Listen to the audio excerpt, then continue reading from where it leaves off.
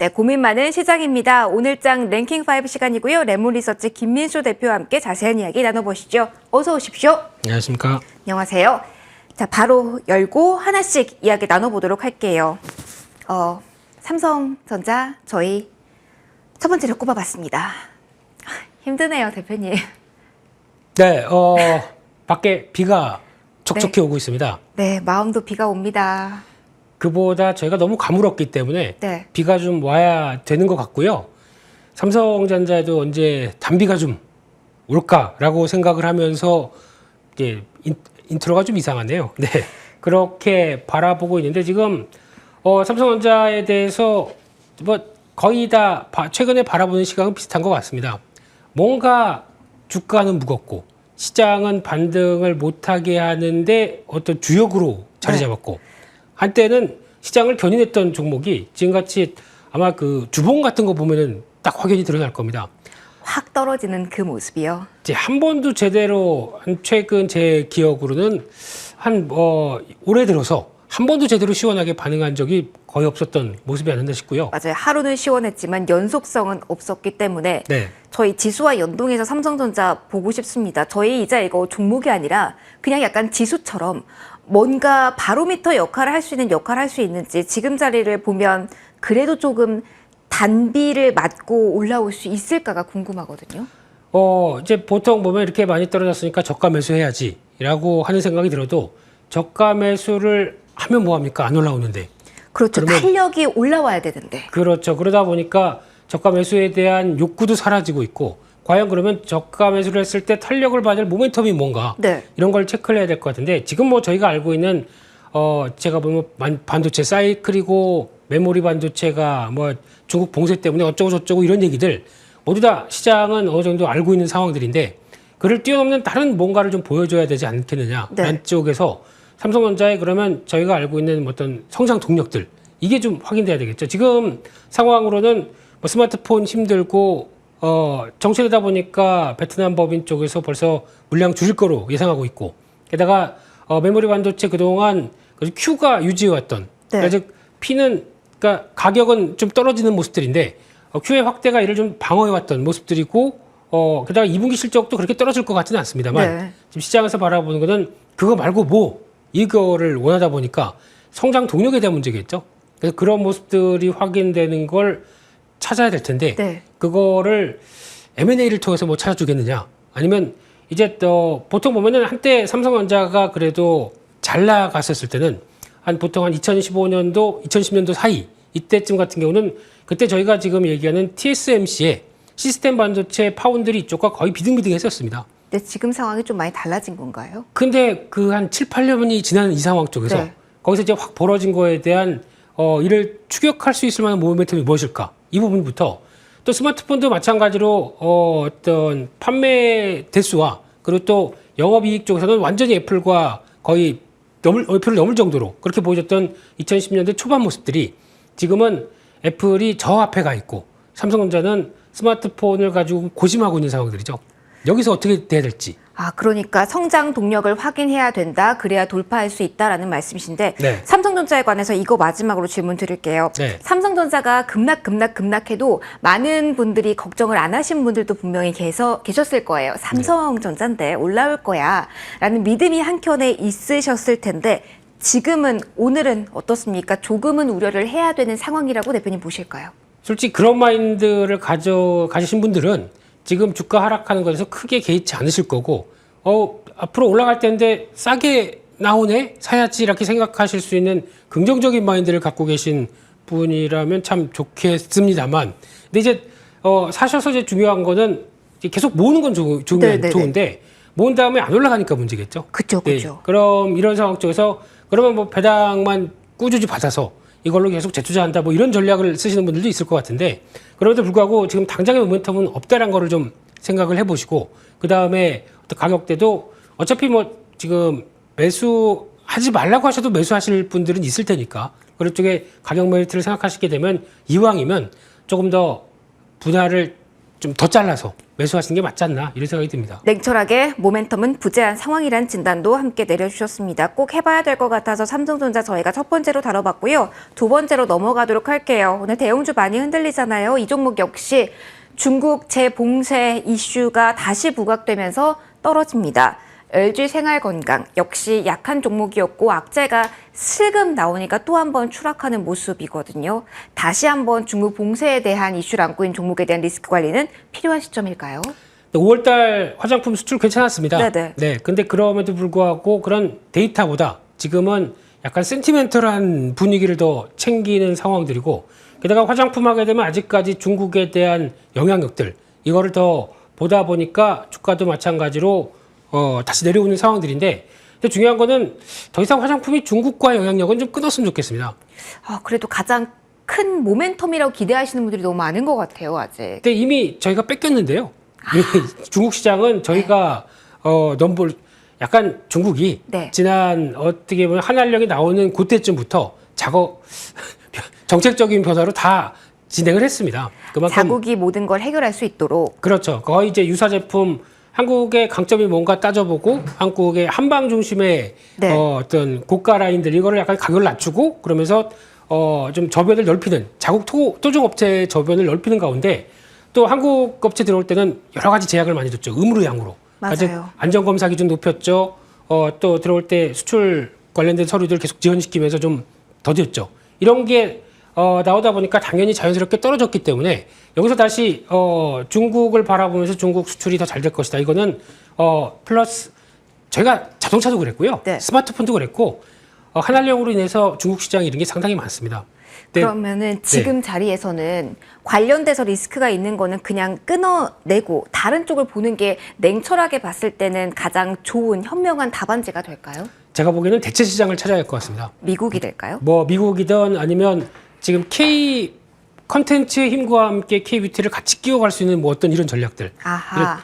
제가 뭐 화장품 회사에서 나온 거 아니고요. 네. 이런 쪽으로 뭔가 전략적인 부분들을 바꿔서 그를 대체할 수 있는 시장을 찾는 게 더 좋지 않을까. 그래서 지금은 뭐 중국으로 그렇다고 해서 완전히 끊는 게 아니라 어떤 예전만큼 못 나간다고 하더라도 거기에 전력을 쏟는 것보다 다른 쪽에서 변화를 해서 끌어올리는 게 더 낫지 않겠느냐. 이런 생각들로 가져가면서 그리고 지금 당장의 화장품 실적들은 리오프닝과 관련돼서 뭐 큰 수혜 안 받는다는 거 확인이 됐습니다. 네. 그렇기 때문에 그런 것보다도 아마 어떤 지금 나오고 있는 기존의 실적의 부진을 어디서 채울 수 있느냐라는 부분들이 확인되는 게 아마 계속 또 사업 보고서나 전략 쪽에서 확인되기 때문에 그나마 조금 더 나은 부분들이 신세계 인터가 아닐까 생각됩니다. 내수 모멘텀을 조금 더 그렇죠. 중점적으로 보시는 거죠? 이 회사 화장품 써보셨어요?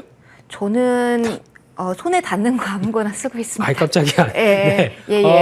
아마 있을 거예요. 써봤을 겁니다. 하나 예. 사드리. 예. 스위스 퍼펙션이라고 그러는데, 네, 좀 아시는 분들은 아시기 시작하더라고요. 이름이 퍼펙트하네요. 네, 스위스에 가면 퍼펙트하게 되는데 물론 피부가 되나 보더라고요. 오호. 근데 뭐 알프스 산에 나오는 뭐 깨끗한 물을 통해서 뭐 이렇게 만들어. 그런 거에 대한 수요는 분명히 있을 것이다라는 관점이시죠. 네, 그래서 약간 이제 확대가 되기 시작하다 보니까 예전에 신세계 인터가 가져갔던 여러 가지 브랜드력이 좀 떨어졌는데 네. 이런 거의 보완이나 변화를 봤을 때는 차라리 이런 쪽의 흐름들 좀 추세 흐름들 보고 대응하는 게 낫지 않나 싶습니다. 내수에 집중해 보자라는 전략도 주셨습니다. 다음으로 넘어가서 오늘 시장 솔림이 정말 강한데요. 오늘 가장 많이 엮이고 있는 그 핵심 키워드 점검 받아보도록 하겠습니다. 강남에서 자율주행 차가 돌아다닌다고 합니다. 그러면서 뛰는 종목들이 정말 많거든요. 네. 이런 종목들 어떻게 보시는지 궁금합니다. 네, 강남에 가면 이제 무인 택시가 저희를 반겨주겠네요. 그러니까 지금은 누군가가 타고 계시다고는 하지만 네. 이전에도 대표님이 말씀해 주셨던 것 같아요. 레벨 4 수준에 대해서 언급을 해 주셨던 것 같은데 네. 그게 현실로 나오게 되면 카메라 모듈이 부품 이상의 무언가를 가진 종목들도 뛰지 않을까라는 기대감이 좀 있는 것 같거든요. 맞습니까? 그렇죠. 그래서 이제 아마 레벨 4가 되면은 지금 그렇다고 그래서 차를 딱 탔는데 카카오로 불러서 차를 탔는데 운전수가 없는 건 아닙니다. 옆에, 네. 비상으로 대기를 하고 계시는 게 레벨 4 수준이죠. 레벨 5가 돼야 아예 사람까지 없다 보니까. 근데 그렇게 됐을 때 괜히 뒷좌석에 있으면 불안하죠. 그 운전수분도 뭐 카톡하고 뭐 이런 거 하고 계실 거고 차는 계속 가고 있고. 한번 타보는 것도 괜찮겠어요, 대표님. 타는데 이제 만반의 준비를 하고 타야 되겠죠, 일단은요. 네, 그래서 이제 시범 사업으로 강남 서초 쪽으로 대하면서 이제 조금 더 지나면 전기 자율주행 버스까지도 운행을 얘기를 하는 것 같습니다. 그래서 이렇게 확대된다는 얘기는 저희가 생각보다 좀 먼 일이겠지라고 생각했는데 점점 다가오는 상황이 나오다 보니까 상당히 이 산업들이 오히려 빨리 움직이는구나라는 쪽에서 네, 그런 쪽에서 이제 오늘 종목들도 움직인다고 봐야 될 것 같고요. 네네. 그중에서 지금 아직까지도 상한가에서 강한 저 모트렉스 같은 경우 이 회사는 벌써 성과를 내오고 있더라고요. 그래서 강하군요. 네, 그리고 작년 실적도 의외로 강했고 이번에 1분기 실적 보니까 자율주행 쪽에서 그래도 모멘텀 받으면 될 만하네 그랬더니 여전히 강한 모습들인데 이런 변화가 나올 때마다 움직이는 대표적인 종목이어서 아마 그냥 어떻게 보면은 뭐 트레이딩 쪽으로는 본다고 하더라도 저기 산업이 열리다 보니까 계속 관심은 필요할 것 같고요. 자율주행에서 지금 물론 자율주행 차도 중요하겠지만 더 중요한 게 자율주행을 하기 위한 교통 체계 관련된 쪽도 상당히 중요합니다. 그렇죠. 예, 뭐 CTX 뭐 이렇게 약자는 모르겠고요. 예, 이렇게 얘기하는데 그거 관련된 쪽에서 벌써 국책과제 확인하고 거기서 이제 나오는 변화를 같이 가져가게 되면 그런 어떤 아직까지는 전국을 커버하는 게 아니라 그런 어떤 일부 지역으로 교통체계와 같이 움직일 수밖에 없기 때문에 이런 부분들도 체크하시고 또 이제 자율주행이 레벨 4 또 이제 레벨 5로 갈 때는 이제 카메라 얘기는 많이 드렸죠. 더 많이 수요가 있을 거니까 이쪽은 계속 봐야 된다. 네, 그쪽에 대해서 준비도 같이 하는 게 맞겠다라고 바라보고 있고요. 그런 차원에서 그래도 지금 이번이 현대기아차가 주축이 돼서 하고 있습니다. 맞아요. 그러면 현대오토에버가 지금 가격이면 좀 밀려 내려왔는데 단점이 하나가 있는 게 약간 밸류가 비싸다는 거. 지금 상황에서. 그럼에도 불구하고 가격 메리트가 좀 보이기 때문에 이런 거를 대응하는 게 어떨까라는 생각이 들고 있고요. 그와 함께 또 이 실증 교통체계에 관련된 강자죠. 캠트로닉스. 이 회사는 원래 뭐 OLED 소재 쪽 들어가고 뭐 다른 뭐 화학 소재 쪽 들어간다고 하더라도 벌써 한 준비를 상당히 오래 한 만큼 그에 따른 변화도 한번 기대해 본다라고 할 때 빠지지 않는 종목인 것 같습니다. 트렌드를 좀 타고 있으니까 이런 종목들에 대한 관심은 필요할 듯하네요. 저희 이슈 정리 3번째 해봤고요. 4번째로 넘어가 보도록 하겠습니다. 화물연대 파업 관련주가 처음에는 조금 좁은 범위였다 좀 넓혀져 가고 있는 상황이라 점검을 하려고 하는데요.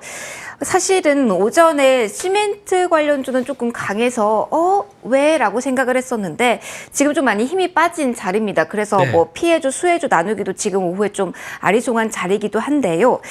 이렇게 파업 관련주에 관해서 지금 급등락이 나오는 종목들에 관해서는 어떤 관점을 저희 대표님 가져야 되나요? 일단은 너무 슬픕니다. 맞아요. 이런 갈등이 벌어져서 물론 누가 잘하고 누가 못하고 이런 걸 떠나서 다 저희 먹고 살려고 하는 상황들인데 맞아요. 다 이유가 있고 그렇죠. 거기서 이제 목소리를 내다 보니까 이런 뭐 물리적인 충돌이나 이런 것도 나오는 게 현실이 참 안타깝고요. 근데 그 중에서 이제 중요한 게 산업별 파장을 보게 되면 아마 지금 관련돼서 앞서 시멘트주 얘기했는데 시멘트주 아침에 왜 움직이는지 모르겠습니다.